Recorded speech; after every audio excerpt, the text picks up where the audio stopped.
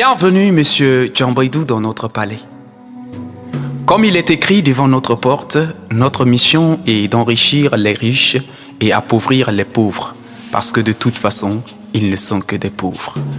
On ne peut en aucun cas permettre à un pauvre de connaître mieux que son destin de pauvre, parce que de toute façon, ils ne sont que des pauvres. À la différence de nous autres, leur vie n'est que misère, souffrance et maladie. Pour cela, monsieur Djambaydou, on a besoin de tes mains et tes oreilles au service de notre système. On exige que tu côtoies ces pauvres malgré leur manque d'hygiène.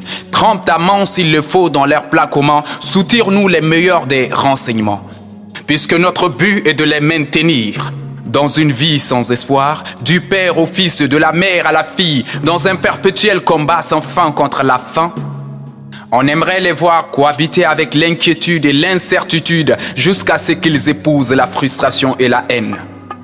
On souhaite voir ces pauvres se déployer dans la dureté et la chèreté de la vie pour survivre, jusqu'à ce qu'ils se rendent enfin compte qu'ils sont obligés d'endurer comme les aînés ou partir parce que de toute façon, ils ne sont que des pauvres.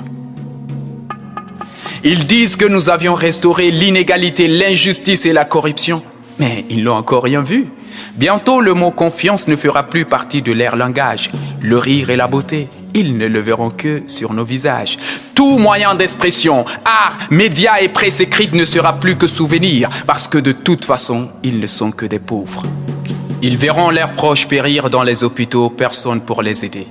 L'un après l'autre, ils trébucheront face à des épidémies qui ne demandent que simple vaccination, parce que de toute façon, ils ne sont que des pauvres.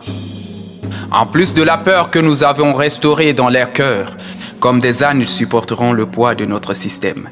Les jeunes, nous allons les tremper dans la mer de la pauvreté pure et dure. Ils sentiront l'odeur du désespoir, sans espoir. Malgré leur diplôme, ils n'expérimenteront jamais le choix de l'emploi.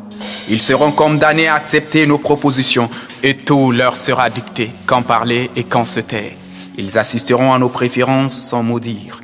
Ils se laisseront corrompre sous prétexte que la vie est dure. Ainsi, ils serviront de pions sur nos échiquiers ou faire le choix de partir comme les premiers ou périr parce que de toute façon, ils ne sont que des pauvres. On ne supporte plus le langage pauvre des pauvres, monsieur Djambaydou, qui n'est que pleurs et accusations parce que de toute façon, ils ne sont que des pauvres. Non, Djambaydou, tu n'as pas à t'inquiéter. Ces pauvres ne se révolteront jamais parce qu'ils ne savent pas quoi revendiquer. Quand Sinda il faut, Sina il faut goûter Kalahawi. L'industrie minière de ce pays n'est pas leur préoccupation première. Qu'ils soient dominés, trompés ou écartés, ils n'exprimeront jamais leur déception. Ils sont excessivement occupés par des discussions sans intérêt, des rencontres sans lendemain, sans oublier le comment trouver quoi manger. Pour se révolter, monsieur Djambaydou, il faut s'unir, se préparer. Mais ils sont éparpillés, perdus ou dépassés par leurs problèmes de survie. Leur seule occasion de se rencontrer, c'est les fadas des jeunes, les mariages et autres baptêmes. Et même quand ils se révolteront, monsieur Djambaydou, ils se tromperont de but parce qu'ils n'ont pas une vision commune. Bien qu'ils aient un destin commun pitoyable, ils s'en prendront à leurs semblables parce que de toute façon, ils ne sont que des pauvres. L'avenir, c'est nos enfants qui sont dans des meilleures écoles et dans des meilleures conditions. Nos enfants sont nés pour gouverner ces pauvres, parce que de toute façon, ils ne sont que des pauvres. Une dernière chose, monsieur Djambaydou, pour maintenir un pauvre dans sa pauvreté, montre-lui les chemins des croyances. Ainsi, il t'oubliera. Tout malheur, et même son manque de volonté, il le verra comme émanant de la volonté supérieure. En attendant la miséricorde, il connaîtra la misère sans jamais se pendre à la corde. À présent, monsieur Djambaydou, tu peux rentrer chez toi, et mieux encore, avec une bouteille de whisky.